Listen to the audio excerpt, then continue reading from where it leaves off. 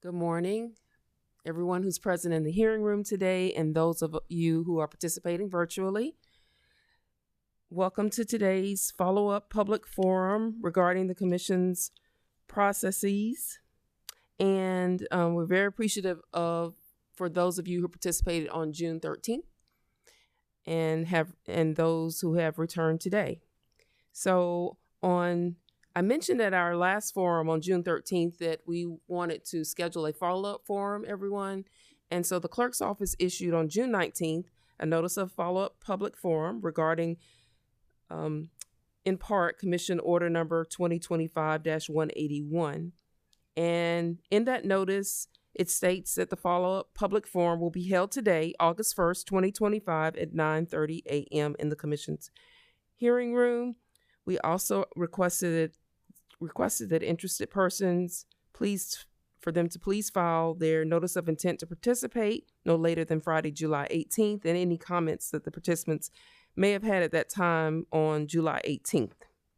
So now we will move on to our participants and who is participating today. Let's, if you don't mind, I'll start with Mr. Hall. Good morning, Ms. Boyd. Roger Hall with the Department of Consumer Affairs. Thank you. Okay, thank you, Mr. Hall. And then I'll move now to Mr. Mustian. Ben Mustian on behalf of ORS. Thank you, Mr. Mustian. Okay, and then let's see who's next. Mr. Welborn. Good morning, Ms. Boyd. Sam Wellborn on behalf of Duke Energy Carolinas and Duke Energy Progress, and I have Lyle Trawick with me this morning. Thank you for being present and participating today, Mr. Wellborn and Mr. Trawick. Mr. Richardson. Good morning, Ms. Boyd. Jason Richardson on behalf of Piedmont Natural Gas Company. Okay, thank you for being here and participating. We are going to move to our virtual participants now. Ms. Edwards.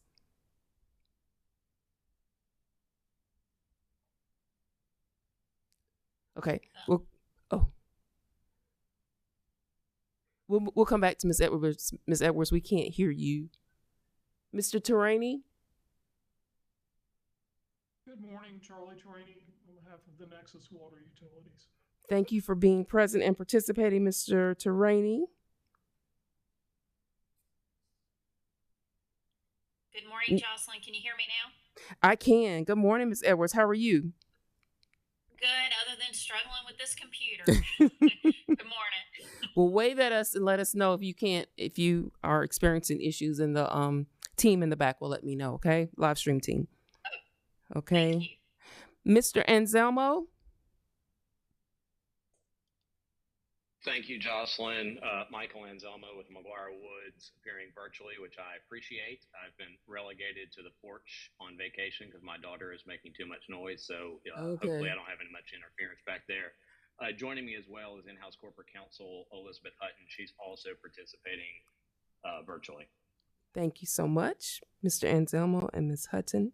Do we have anyone participating on behalf of Carolinas Clean Energy Business Association today? Okay.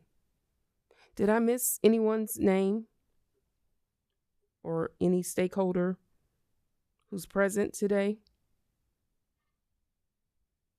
All right. So not group, but stakeholders.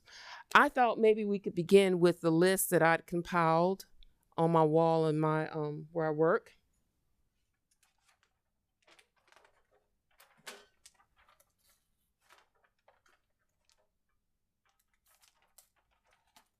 My list looks like this it was on my wall. But I tried to capture as much as I could from after June 13th. And so we have some updates for you. Commission staff does. So, and then if it's okay with everyone, I would like to proceed with any additional concerns that you have. Is that okay with everybody? Okay. All right. So the first thing I have on my list includes the Mr. Trawick and Mr. Wellborn. I think your client mentioned this possible issue with us, and I say issue, but possible project. And I think the clerk's office began as soon as we could after the June 13th forum using a docket deadline due date form, okay? Ms. Purvis, would you display the desktop? So what we, in order to, and I tried, this is a telecommunications future prospective potential telecommunications carrier in South Carolina. So I use this I'm using this document as an example. But you should, with your filings now, stakeholders, you should be receiving a docket deadlines due date with the notice of filing in that packet of information. So these are just deadlines that staff knows of at the time we issue, or based on what's in the documents that we have served on the parties in the docket and published in DMS. If when the commission modifies an order or issues an order, rather, let's say it's regarding the procedural discovery deadline issues, then we will update this form and post a revised one on DMS. So anyway, that is one, I think, of the, you all received a document like this at the last workshop, and then we just began using them in the dockets. All right. Are there any concerns by anyone with this document? If I may. Sure. No concerns, first of all, and appreciate the responsiveness of you and your staff in creating this. I think it's been immensely helpful. You will have seen, I think, some comments filed by DEC and DEP, not comments, but where we use this table, right, in our comments on the procedural schedule as, this. Anyways, the headline is that it makes good sense to us. Think it's been very helpful to keep the dates organized and so that everybody understands what those dates are and, as they come down the pike. I think one piece of feedback is the responsive testimony line. I think we may work through this issue in the rulemaking docket, so I don't want to get ahead of that. But in every case, there may not be an opportunity to pre-file responsive testimony. Sometimes you have a couple days between surrebuttal and the hearing, or certain things may come up during the hearing that, would warrant responsive testimony by the party with the burden of proof. And so I say all that to say, it may be that responsive testimony line in the table isn't necessary, or else may not be filled in every case. So just wanted to make that note, but really appreciate y'all pulling this together. This is exactly, the kind of thing that I think we thought would be helpful and is proving to be helpful. So thank you. Wonderful. Yes, we will talk more about responsive testimony, hopefully on August 22nd, as it relates to that, just that issue. So thank you, Mr. Wellborn, for that. Okay. Are there any other comments? If not, I'm going to move. Ms. Boyd, Oh, Mr. Terani. and I think Mr. Anselmo had something, but Oh, okay. it's clear. I do too, but Okay. I'll let him go. Mr. Anselmo? Sure, Charlie. Appreciate it. The document only briefly flashed, but I noticed one line, and I think, as Mr. Wellborn just said, it might be more appropriate for the Act 41 rulemaking docket. But the application discovery ? Section. Yes, sir.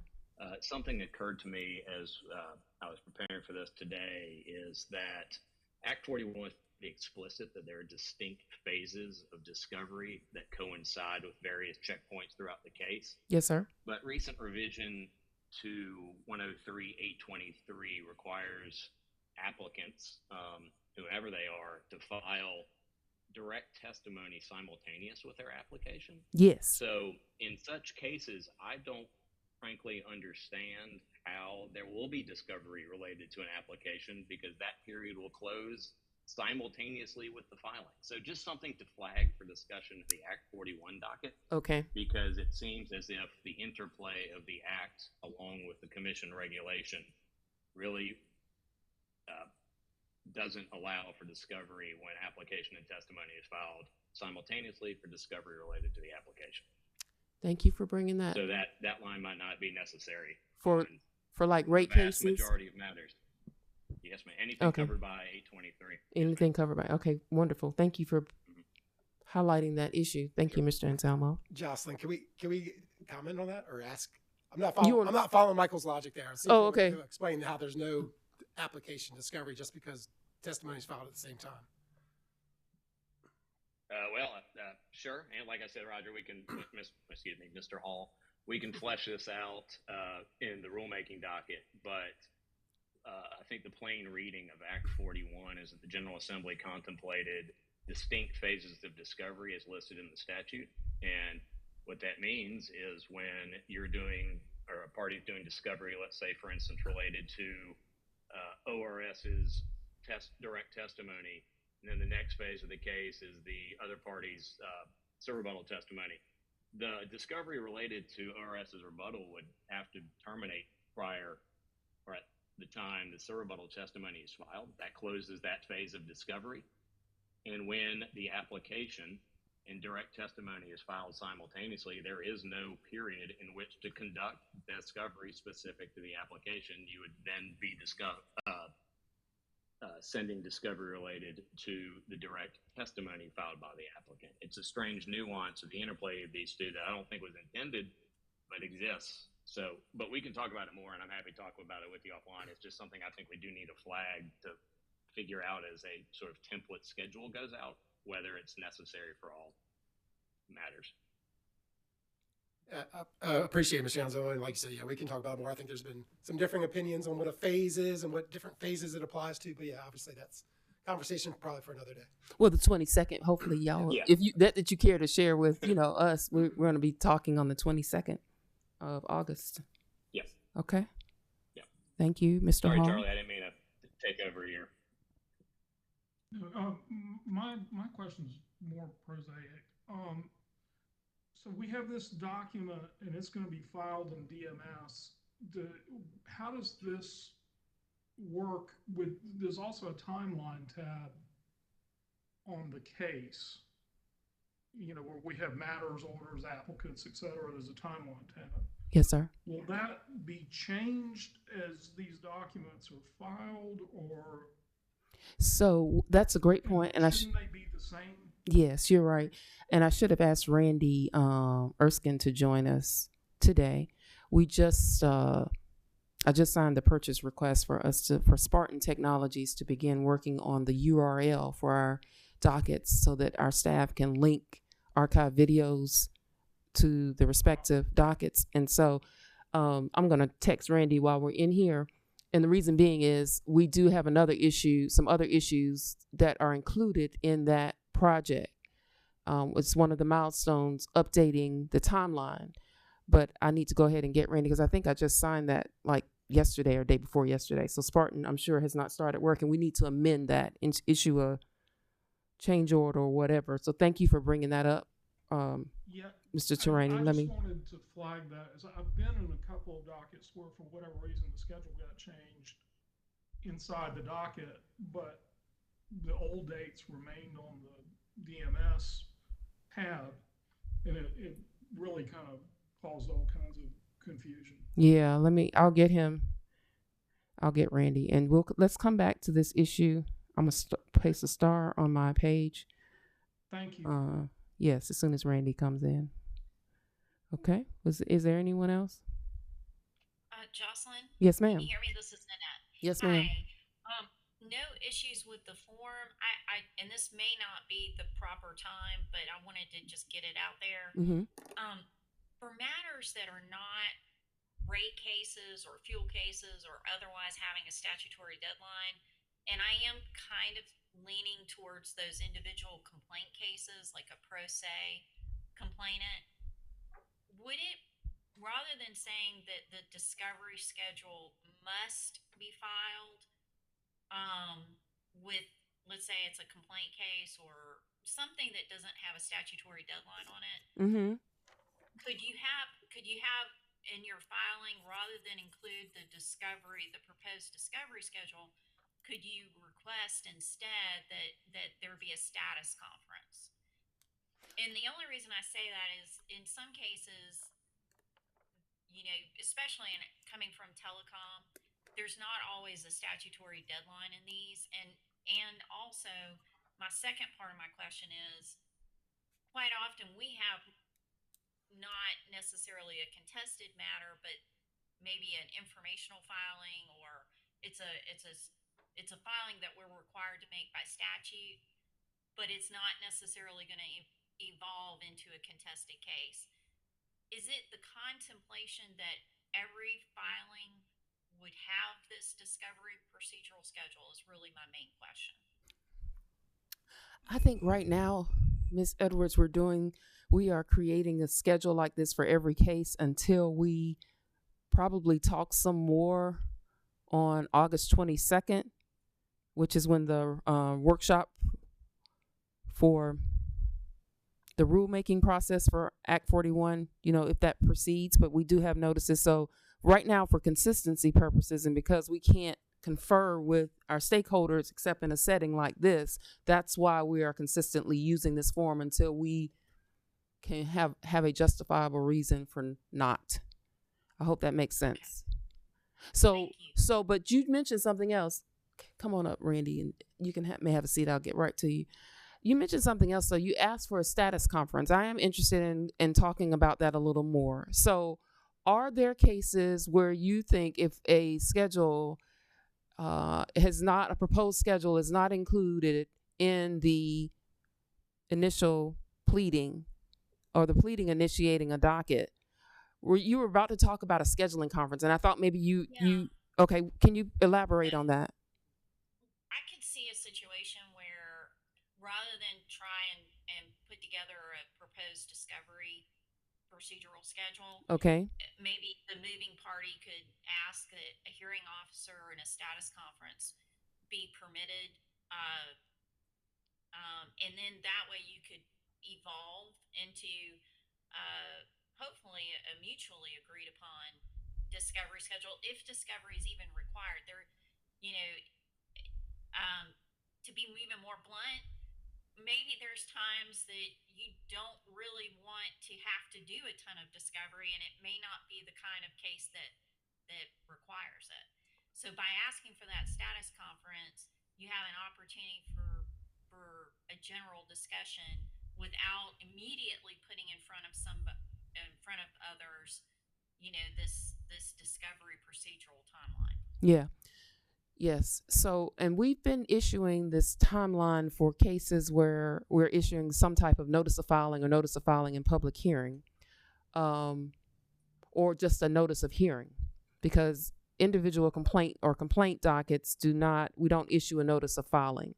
It's just basically a notice of hearing with a 30-day notice. So there are a lot of filings at the commission where we don't issue a notice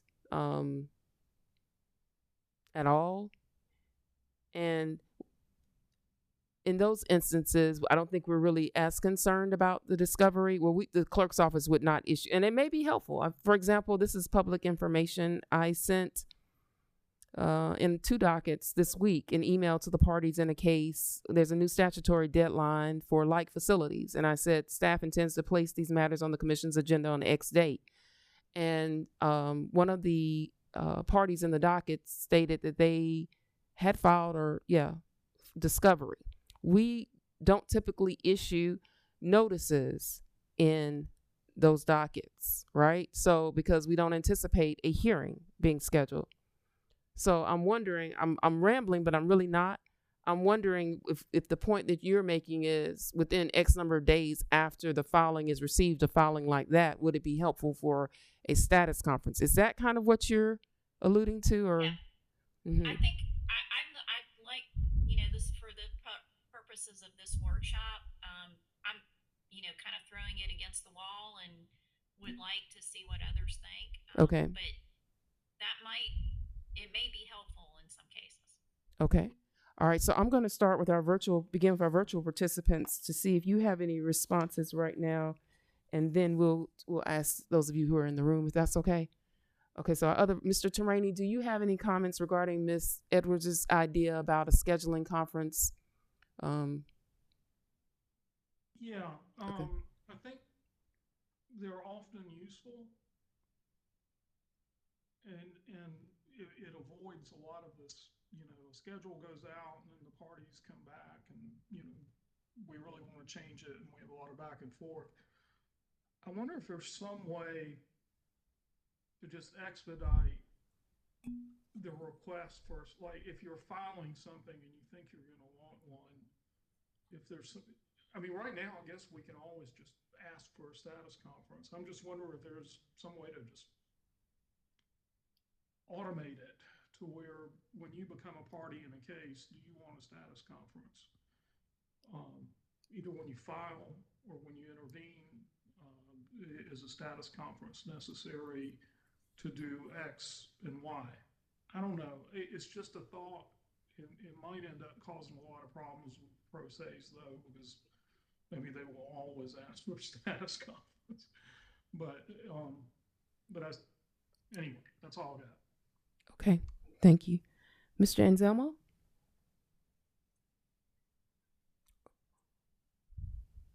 Yep, thanks, Jocelyn. As far as I think parties have differing perspectives on values of status conferences, especially with pro se litigants. All I can do is say from Dominion's point of view, other than one pro se litigant in matters for quite some time, we've never been able to get any pro se litigant to participate in anything, much a status conference, filing testimony, showing up at hearings. So I don't want to add to the commission's calendar, but again, other utilities and entities might have different experience. So all I'm suggesting is I don't know if there's an easy one-size-fits-all approach for how to address scheduling matters on pro se litigants. Okay, I appreciate that. Thank you. Okay, Mr. Hall, maybe start on this end. Is that okay with you? Do you have any thoughts about the status conference? None. Okay. And then Mr. Mustian? No, I mean, I think that the way that the commission has typically handled it with the parties asking for the status conference when needed and appropriate has worked well. I think it's would be good to continue having that option. I think I agree with Mr. Anselmo. Having a one-size-fits-all might be a little complicated, but I understand Ms. Edwards' suggestion, and I think that there are certainly circumstances where it's appropriate and helpful, and other times it may just wind up adding to the burden. So Okay. That's all I would have. Okay, thank you. Mr. Welborn? Yeah, I tend to agree with Mr. Mustian that, parties can always seek or request a scheduling conference where appropriate or when needed. And the other thought is this discussion feels like it relates, excuse me, a little more to the proposed rule that requires the party with a burden of proof to propose a discovery procedural schedule. And so, I expect we'll have more comments in the August 13th comments and then the following forum. Okay. Thank you. Thank you. Mr. Richardson? I also agree that, no one size fits all approach works for all parties, but, appreciate the way the commission's done things to date. So, okay. All right. We'll definitely, everyone, let's talk more on the August 22nd and or in your comments. In the meantime, before that, I'm trying to think of the best way to just let us know that you would like to have a status conference. Like, highlight it or place it in bold and say within X number of days. I'm not offended. I know I'm not a commissioner, but I'm not offended by that language because we can't read our stakeholders' minds. So if you need something within a specific time frame or you want or requesting it, just put it in bold. So, and that's for us to see, not to be disrespectful. I say to see. You can imagine the number of filings the commission receives. But I think for our employees who are processing those documents and those who are reading it, that is helpful. Even if you include it in your cover letter, just bring our attention. This is not our standard cover letter, and we really would like to request a status conference, procedural status conference as soon as possible. Please do that for us, and we will accommodate you. Staff will accommodate you. All right. Okay, so we're back to Randy. Mr. Erskine is in the room, everyone. So, Randy, Mr. Terraney, we have a new docket deadlines form that we use in our dockets now, due dates. And I was telling everyone about the milestones we just gave to Spartan. And I'm quite sure adding some information to the timeline or amending it, isn't that part of one of the milestones? Okay.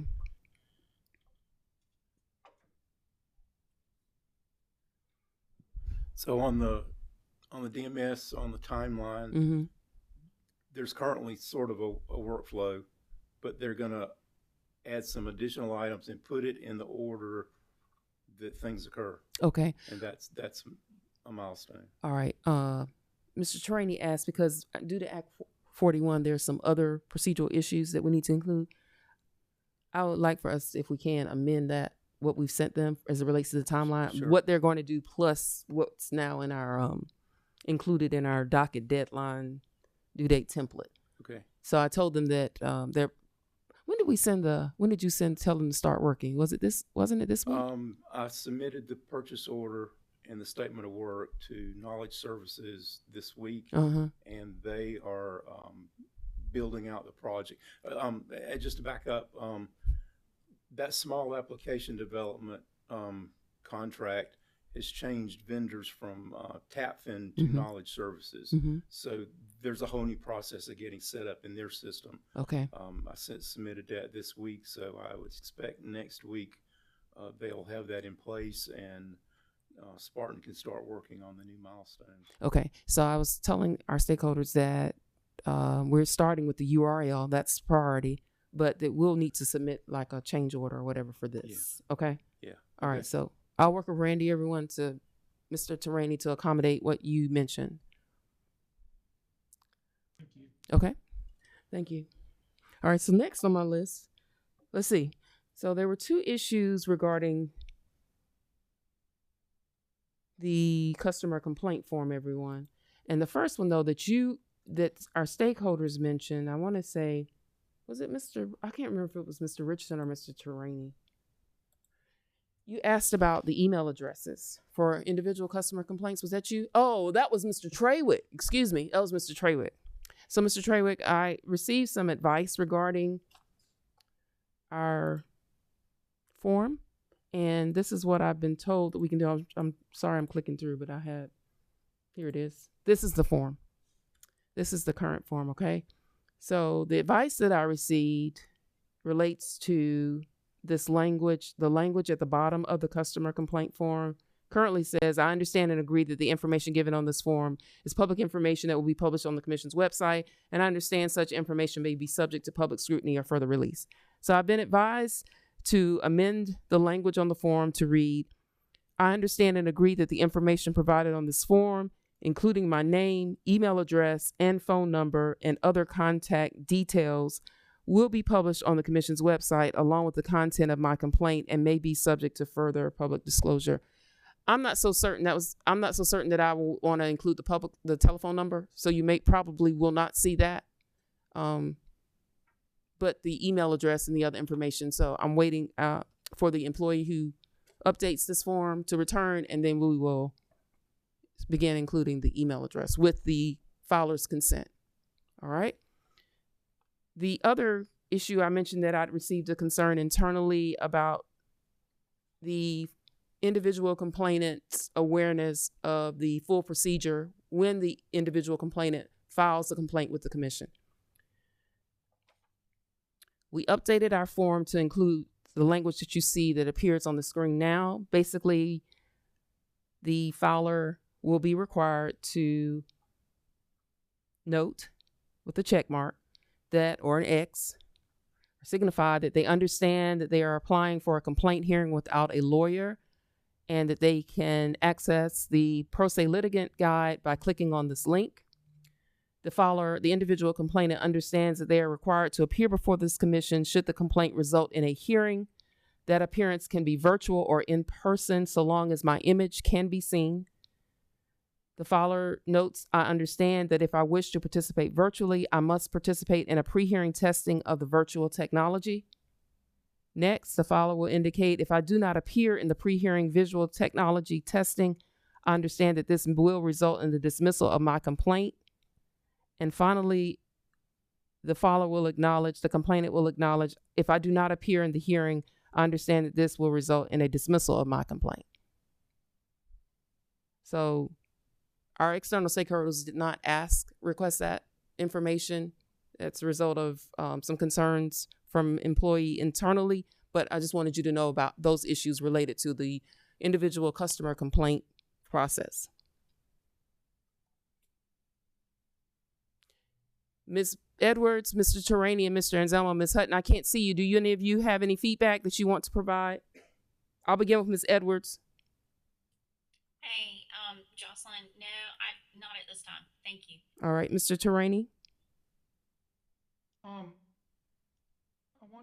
I wonder if it would be appropriate to add some items like I understand that I may have to furnish documents in discovery to other parties in the course of this hearing. I understand just basically making sure they understand what they're getting into. Because it seems like, especially what Michael's saying, they file and then they don't really know what's going to happen. And, hopefully 90% of the time we just resolve it. But that's, we have these people, they seem to think it's like filing a complaint with the Better Business Bureau. And they're getting into something that's a little bigger and everybody's spending a lot of money dealing with it. And then ultimately they just drop it. So, Mr. Terani, may I repeat? I think you said that there would be another sentence added that basically states, I understand that I may have to provide documents to other parties in this docket. Is that? Yeah, I understand that I may have to through discovery. Provide documents to other parties in this docket in the course of discovery. Okay. Or I don't have the exact language, but basically something that makes them aware that I understand I may have to provide some documents, I may have to respond to some motions, I may have to participate in hearings and status conferences. You've got some of that. I'm just trying to flesh it out a little bit. Maybe if you just looked at a couple of, a sample of customer complaints and typically what happens in them, you could single out some milestones. I don't want to scare them away. I'm just educated.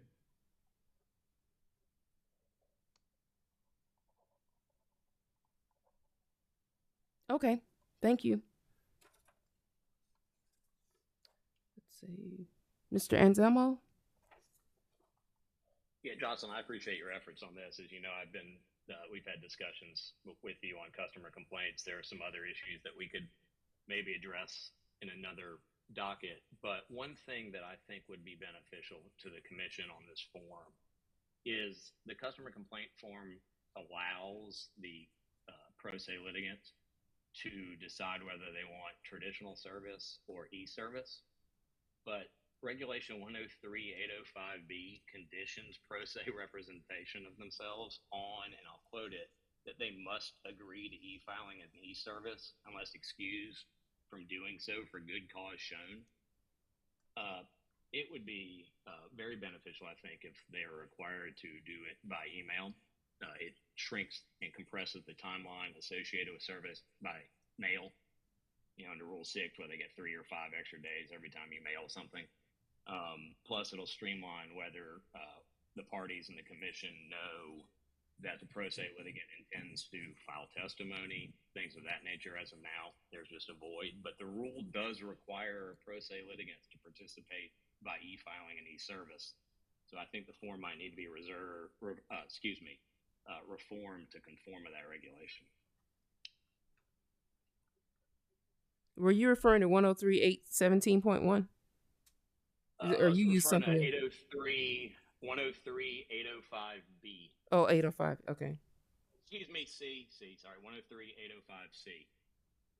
It says they must agree to e-filing and e-service.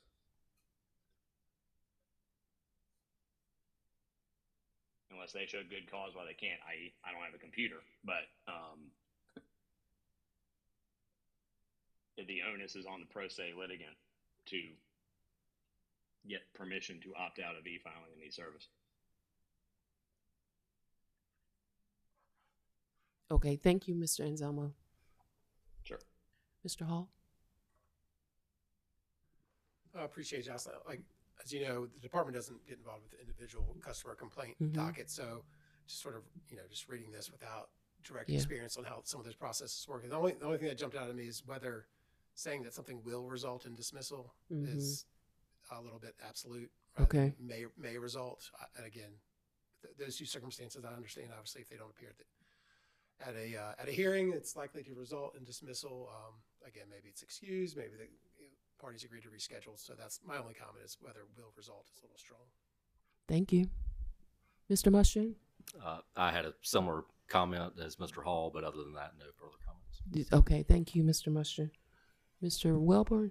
Thank you. Now, for what it's worth, I think it's a helpful addition. I think it's good for complainants to be aware of what they're getting themselves into, what the stakes are if they don't perform certain actions. So to me, it's a helpful disclaimer and sort of heads up to the customer.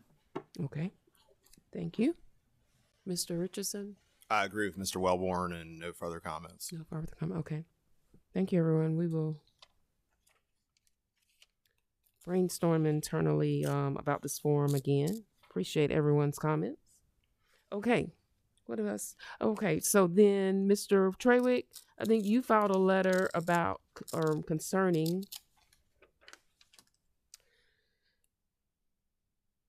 the time period for when staff publishes our customer public witness list, and the commissioners address that issue, not in a negative way. That's not what I'm saying. I think it was in your document. Now, I promise everybody I tried to organize. Oh, here it is. I just displayed the docket. And then here is the order. Click through too many times. So we met on June 13th, and then 13 days later, the commissioners addressed the issue as to when staff will post how often we post the public witness list on the website. And that is Commission Order number 2025-394. The commissioners voted that to instruct the clerk's office to post updated customer public hearing witness list or documentation on the commission's docket management system and in the correct docket no later than 2 business days after the commission's receipt of a customer's request to pre-register and testify at a scheduled customer public hearing. Okay. All right. What else do we have? Okay. So then there were some other questions, Mr. Trewick, I think, regarding our Mr. Hall, Mr. Trewick, about our customer public hearings. And I hope you will participate in the workshop on August 22nd. The phase that will begin, or the docket 2025-192A, will begin at the conclusion of the workshop in 2025-191. And I'm displaying just a public notice of workshop that's accessible on our docket management system. And there's some proposed language regarding the procedure used for our customer public hearing. So I hope that you will participate and provide comments on that date and time regarding this proposed procedure and regulation. Okay. All right. I'll leave that there. And Ms. Boyd, yes, thank you for the quick action. We think it really helps every party involved to know who's speaking and about what, and particularly for the company to know in advance, because oftentimes we can address those customer concerns at the public night hearing. Yes. And having that knowledge beforehand really helps facilitate that. Sure. So we appreciate the quick action on it. Thank you for bringing it up. Okay, so then we had some fun things that we worked on, everyone. Mr. Richardson mentioned, I think this, I'm giving you credit, Mr. Richardson, that it would be nice to be able to search. Was it you or was it Mr. Trewick? Be able to search our archive videos. And I know Mr. Terraney had some comments. I think I have to give that credit to Mr. Trewick. I think Mr. mine Trewick was about the forwarding function for different points. Oh, in the I have an video. answer for you for that too. Mr. Trewick, thank you for bringing that up. And Mr. Terraney, I know you had some comments too, like Mr. Richardson. You had about the sharing. And then Mr. Terraney had some questions about how we use YouTube and how being able to search for the videos. So I'm going to come back to you in just a second. Mr. Trewick, have you been using this new feature on our live stream? Ms. Purpose, would you display this for me, please? Thank you so much. Have you been using this feature where you can search by now, date, keyword, or docket number? It's available. I love to see it. I'm embarrassed to say I have not, but I'm fresh off vacation, so I look forward to using We'll that. share it with your And friends. Thank you so much. Let's use an old docket number. Let's use 2025-1-E. Okay? And as soon as you type it, you see the results that are displayed, everyone? So that feature is now available on our website. Well, this is ETVs, but let me show you what I did. I was here first, okay, on this page. Then I scrolled to here under live stream, and then down here for archive. You can click on any one of these and they will take you to the same, you will land on the same page, okay, which is ETV's website. And so then I was just showing Mr. Trawick this feature here. So that's available, everyone, for you to, that's one way. Then the next thing is Mr. Richardson asked about the sharing function, right? So we contacted ETV, and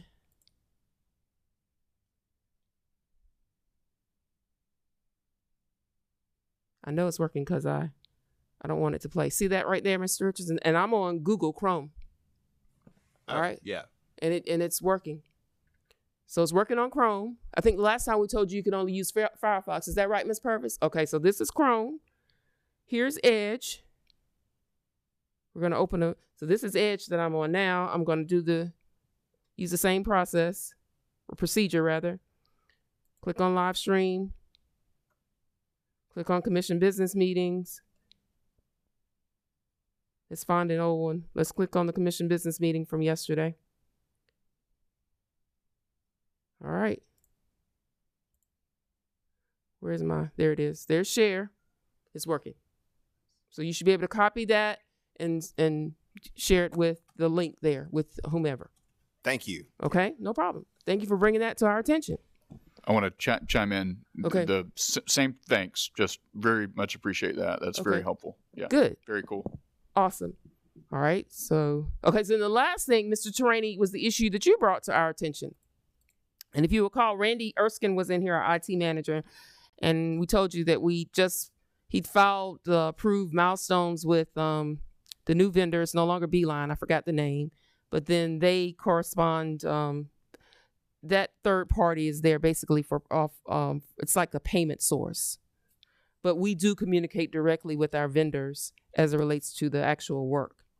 So let's go in DMS. Let's go to the meetings and hearings, and let's find a docket. So the commissioners will begin hearing this case on August 11th. As soon as, well, shucks, I can go back. Let's do this. Let's do year to date to be fair. Let's find, here's one. Central Electric Cooperative, and who else was in this? Oh, that was just Central. Central was asking, or sought rather, an order to site 230 kV lines, two double circuit 230 kV lines. So I'm quite sure the commission has conducted a hearing. They did. So what will happen once Spartan finishes the hearing that was heard on January 27th, everyone? Our employees will be able to, well, they can do that now. I don't know if this one is updated. Let me check and see. If it's not, they'll be able to go back and link the actual hearing, video and archived hearing, video and audio, including audio hearing in the docket. So you won't have to search on the ETV website. We needed to move forward with this project because, as you could see on the results for 2025 1E, there was more than one video. So Spartan is creating the ability for us to, we'll be able to add more than one URL link under the hearing. So you won't be, this current link will refer you back to the page of the proceeding that is either currently in process or it's about to begin. What we will be doing as soon as Spartan finishes is archiving the actual hearing that corresponds to the hearing in docket number, for example, 2024-286E, the hearing that was held on January 27, 2025.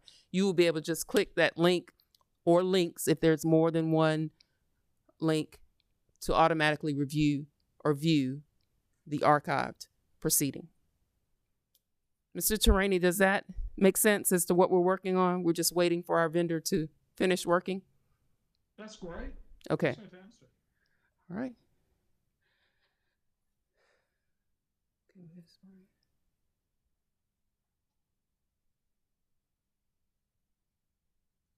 Okay. So then my other notes on my page from my office, everyone, includes the workshops on Act 41. And here's the one for 2025. 191A is scheduled to begin on August 22nd at 9:00 a.m. here. And there's some information in the notice for you to review, please. And in addition to reviewing your own notes and what you want to talk about. Okay. Then on the 22nd, that was 2025 191. The notice of workshop that's currently displayed, we've already reviewed a little bit earlier. So related to customer public hearings. That workshop related to customer public hearings will begin as soon as we finish the docket in 191A.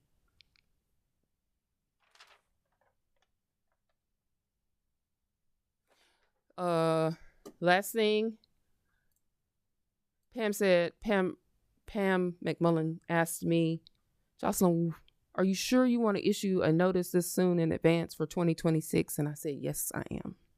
So if you are not aware, we have issued a notice for June 12th of next year for a follow-up workshop after this workshop. And it is in that same non-docket. Just if you hadn't seen it, it's out there. You'll see it next year anyway, because it's already posted. But just want to make you aware that we've done that. Okay. Now, I think I've gone through all of my notes. I'm going to ask everyone, if you don't mind, if there's something that I omitted that I should have talked about, if that's okay. Mr. Hall, Mr. Mushton, Mr. Wellborn, Mr. Trawick, and Mr. Richardson. It's okay if I begin with the virtual participants and then we can come in here. Okay, so we'll begin with Ms. Edwards. Is there anything that you want to talk about today, Ms. Edwards? Anything else? No, I shared with you my two concerns that my group had, and honestly, they do track into the August 22nd rulemaking. Okay. So thank you. Thank you. Mr. Terani? All good. Thanks. All right, thank you. Mr. Anselmo? Nope, nothing more. Appreciate it. Thank you. Mr. Hall? Nothing else, Jocelyn. Nothing. I do want to add that we also appreciate the hearing video changes. Oh, good. I think we had similar comments as the other Okay. parties. Thanks. Oh, I apologize. Oh, okay. I just wanted to make sure you understood how appreciative we are, because that'll be very useful. I would try to leave it. I was trying to use my memory. I could not remember everybody, but I do know you brought that to our attention too, about the video. So thank you. Mr. Mushton? Yeah, video changes were great. Okay. But nothing further. Nothing further. Okay. Mr. Wellborn and Mr. Trawick? Sorry to interrupt the flow. I do have a little Okay, bit. So no. we had filed some substantive comments Yes. ahead of this forum. And first of all, I wanted to acknowledge and appreciate the commission and you opening up the Act 41 rulemaking dockets. We look forward to participating in those and just appreciate how fast y'all are moving. There's a million things happening all at the same time, right? And we're all doing our best, but you guys are doing great. So appreciate that. And I'm not going to sit here and regurgitate what we had filed, our comments in the docket. That'd be a waste of time. The first two issues in particular really just kind of clarified or put a finer point on some of our prior comments that we had filed, so I won't get into those. The third issue, though, I think might warrant some quick discussion, which is the I guess administration of efficient proceedings. So in certain dockets, the commission has the authority to authorize a comment proceeding rather than a full hearing with pre-filed testimony. I double checked. There's one for the electric utilities that's 5827-870F. And gas and water utilities also have a similar provision, which is 58-240G. So it's not identical language, but it's very similar. And for decades, the commission has used that statutory authority to make decisions based on the papers filed in the docket, which may include an application, it may include comments from the parties, that kind of thing.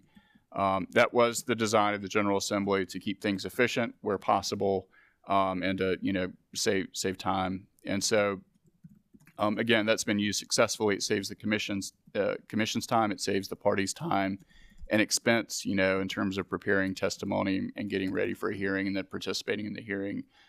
There have been a few cases lately where the commission will have set a comment schedule And then when it's time to make a decision on the docket, it may decide that, or one of the commissioners may have a question that prevents them from being able to affirmatively vote on the proposal. And so this is following, the parties engaging in discovery, exchanging comments and responsive comments. And then when you get to the end, for a pre-file testimony schedule to be set and then a hearing to be set, it really prolongs a docket that's already been in motion for some time.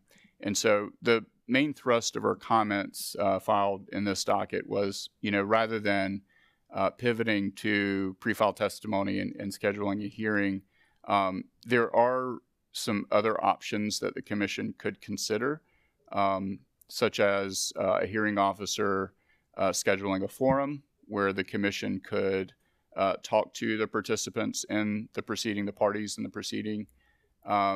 The information shared at such a forum or conference would not be evidence because, we're still operating under that statutory authority for the commission to make decisions without there needing to be a hearing. So without a hearing, you don't have testimony. And so really just trying to, I guess, highlight the procedural fact that the commission has statutory authority to make decisions without an evidentiary hearing. And also when the commission or a commissioner may be unable to act or may still have an itch left to scratch, there are more efficient opportunities in our view than, setting a pre-file testimony schedule and a hearing, which really just will add, additional proceedings to the commission's already very busy calendar. So just wanted to put that out there for consideration. It seemed procedural in nature, so we thought we'd raise it here. Okay. And, to the extent it's helpful. Thank you. You mentioned as one example, the forum. So or even an ex-party briefing. We're not trying to be prescriptive. We're really just trying to sort of postulate some alternatives to to a hearing. Another example is an oral argument. Okay. So if there are questions that the commission has that could be answered by counsel, and in fact many of the comments that are filed in the docket are filed by the counsel. Of course, I don't have all the information in my brain, but we have our folks that we rely on to give us the information needed for proceedings. So oral argument could be another alternative to a full hearing proceeding. Okay. I was the General Assembly gave the commission, provided them a tool in Title 58. It's been a couple of years ago to meet with their legal and technical staff regarding pending dockets. We don't have to notice it. So my mind was going to, okay, how do we notice this, the forum? But when you mentioned the allowable ex parte communication briefing, maybe that's a tool. We just need 5 business days. Yeah. And if a hearing hasn't been scheduled, which these are the cases you're referring to, that's not an issue. We wouldn't have to worry about scheduling them 20 business days, I think it is, before the hearing. So, okay. Thank you very much. Yes, ma'am. Thank you.